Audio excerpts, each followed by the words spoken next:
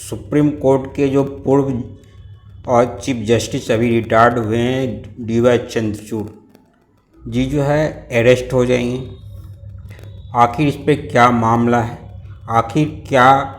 जो है किया है इन्होंने कि ministry of law and justice ये जो है department of personal and training को लेटर फॉरवर्ड किया है। और ये लेटर जो फॉरवर्ड किया है मैटर है इन्वेस्टिगेशन अगेंस्ट जो है डी.वाई. चंद्रचूड़ जी का। आखिर इसने क्या किया था उसी को हम लोग जानेंगे और हो सकता है कि डी.वाई. चंद्रचूड़ जी जो है अरेस्ट भी हो जाए और इस पे जो है कानूनी कार्रवाई जो है चालू हो जाएगी। और फिर जो है इसने सीबीआई का जो है इनको चक्कर हो सकता है इनको जो है ईडी का भी चक्कर लगाना पड़ जाए। ये मामला जो है राकेश कुमार जो पटना हाई कोर्ट के जज थे, बाद में इनको आंध्रा हाई कोर्ट में ट्रांसफ़र किया गया, फिर वहाँ से रिटायर्ड हुए। उन्होंने क्वेश्चन उठाया और एक जो है इन्होंने 8 नवंबर 2024 को एक लेटर जो है मीन्स ग्रीवेंस लेटर इन्होंने प्रेसिडेंट ऑफ इंडिया मीन्स जो है राष्ट्रपति को भेजा था। तो राष्ट्रपति ने जो प्रेसिडेंट भेजा था राष्ट्रपति को, तो राष्ट्रपति जो है ग्रीवेंस पे विचार कर होम मिनिस्ट्री के जो सेंट्रल गवर्नमेंट उसके ज़रिए विचार करके जो है फिर जो है राष्ट्रपति के द्वारा जो है ना इनको कहा गया कि आप एक जो है कंप्लेन लेटर दीजिए।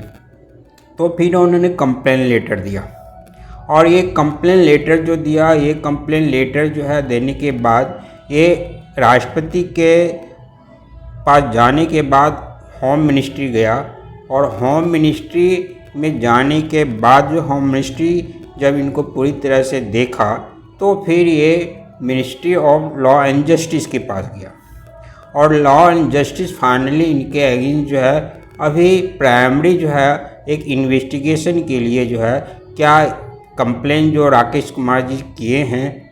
वो सही है या नहीं है, क्योंकि राकेश कुमार इसमें सीबीआई की जांच की मांग किया। मामला क्या है कि 1 जुलाई 2023 को जो है वैकेशन बेंच चल रही थी, उसी बीच में जो है तीस्ता शीतल वार्ड जो है नीचे लेवल से लोअर कोर्ट से लेके आपके लोअर कोर्ट हो, हाई डिस्ट्रिक्ट कोर्ट हो, हाई कोर्ट हो, सभी जगह उनको बेल रिजेक्ट हो गया क्योंकि उनके ऊपर गंभीर धाराएं लगे थे। और ये गंभीर धाराएं सब लगे थे जैसा कि आप इसको जानते, बहुत बड़ा एपिसोड था ये अगेंस्ट जो है ना मोदी जी जो थे, इनके अगेंस्ट जो है गोधरा कांड के घटना में जो है इनका नाम आया। तो फॉर्जरी का इनके ऊपर चार्जेज है, डिफरेंट तरह के चार्जेज हैं। तो ये जब बेल नीचे से कोर्ट से लेके हाई कोर्ट तक जब रिजेक्ट हो गया तो ये जो है इनका बेल का प्रोसेस अपने के लिए ये सुप्रीम कोर्ट पहुंच गई। सुप्रीम कोर्ट जब पहुंची तो यहाँ सुप्रीम कोर्ट को वैकेशन बेंच में आप जानते हैं बहुत अर्जेंट मैटर देखा जाता है और नॉर्मल आदमी के लिए बस की बात नहीं है कि सुप्रीम कोर्ट में वैकेशन बेंच के सामने उसका केस लिस्टिंग हो। इनका केस लिस्टिंग होता है लगभग 5 बजे के आसपास में और अर्जेंट बेसिस पे वो केस लिस्टिंग जो है जिस दिन जो है ना हाई कोर्ट रिजेक्ट करता है दूसरे ही दिन जो है इनका केस पहुंच जाता है सुप्रीम कोर्ट बेल के लिए। सुप्रीम कोर्ट का वेकेशन बेंच 5 बजे के आसपास में 2 बेंच बैठती है और बेल देने के लिए कि सुनवाई करने के लिए, लेकिन ये 2 जज की जो बेंच बैठी थी उन्होंने जो है बेल रिजेक्ट कर दिया। तो सेम जो है डे यानी 5 बजे के आसपास जब रिजेक्ट किया तो 9 बजे रात के आसपास में एक बड़ी बेंच बैठी और बड़ी जब बेंच बैठी इसमें चंद्रचूड़ साहब थे और अलग जो है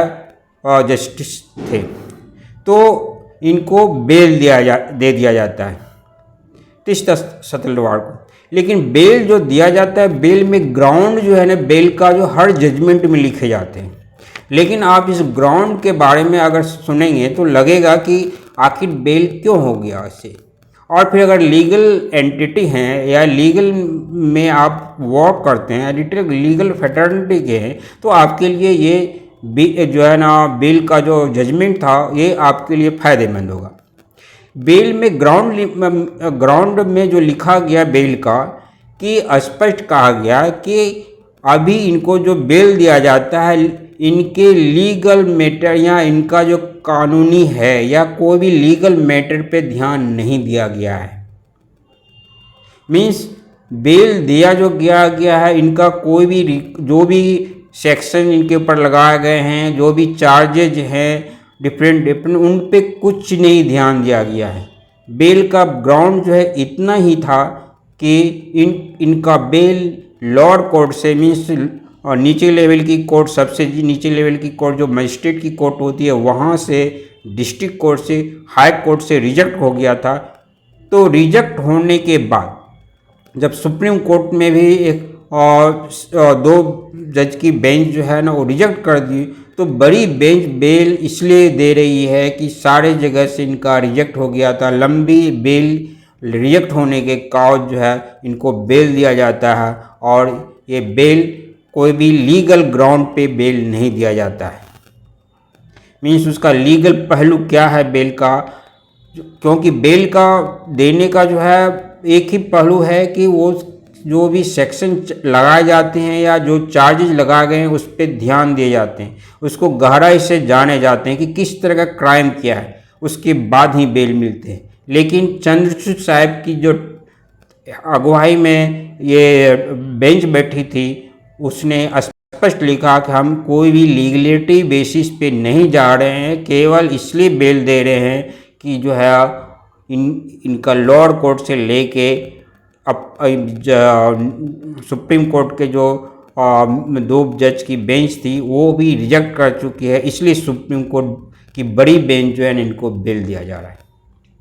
तो ये मामला जो है राकेश कुमार जी जो है बहुत बड़ा गंभीर आरोप लगाए हुए हैं और इनके चंद्रचूड़ साहब के ऊपर कई जो है आरोप हैं, वो सब आरोप हैं। तो ये सब आरोप लगने के बाद जो है अभी डिपार्टमेंट जो है इंक्वायरी होगी, फिर अगर डिपार्टमेंट को कुछ फाइंड आउट पाया जाएगा। हालांकि राकेश कुमार जी जो हैं जो ऑलरेडी हाई कोर्ट के जज रह चुके हैं, पटना हाई कोर्ट के थे, फिर जो आंध्रा हाई कोर्ट गए, वहाँ से जब रिटायर्ड हुए तो NCLT जो होता है और कंपनी एक्ट के अंदर ट्राइब्यूनल जो कंपनी के प्रॉब्लम को सॉल्व करने के लिए होता है उसमें वो जो है चेयर कर चुके हैं। तो उन्होंने सारी जो है एक अपना क्लेम जो लगाए हैं इसके ऊपर जो है ना आरोप लगाए उनकी प्रूफ भी दिया है।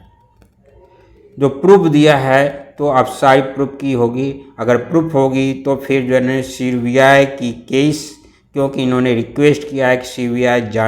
का जो है जांच हो, इन्वेस्टिगेशन चालू होगी। अगर इसमें पैसे लेन देन की बात होगी तो फिर ED भी आएगी। मीन्स चंद्रचूड़ साहब अब ED और CBI का चक्कर बहुत ही जल्द लगाने वाले हैं ऐसा लग रहा है।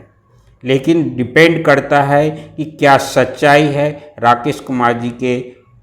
जो कंप्लेन है उसमें।